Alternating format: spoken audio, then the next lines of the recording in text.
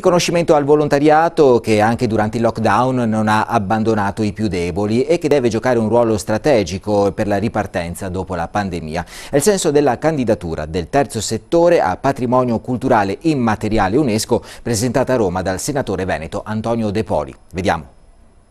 Al volontariato va riconosciuto il ruolo di soggetto strategico per una politica di ripresa e resilienza.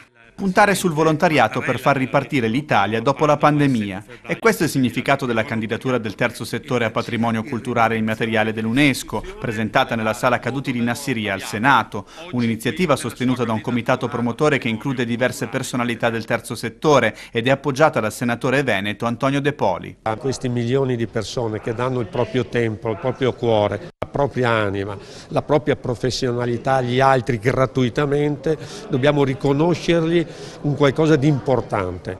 Anche durante l'isolamento del lockdown il terzo settore è riuscito a rinsaldare i legami sociali, specialmente con i più deboli, un bene inestimabile da proteggere che in Veneto ha già ricevuto l'apprezzamento del presidente Mattarella, presente a Padova nel febbraio dell'anno scorso per la nomina della città capitale europea del volontariato. Le sue parole in quel frangente sono state ricordate anche a Palazzo Madama.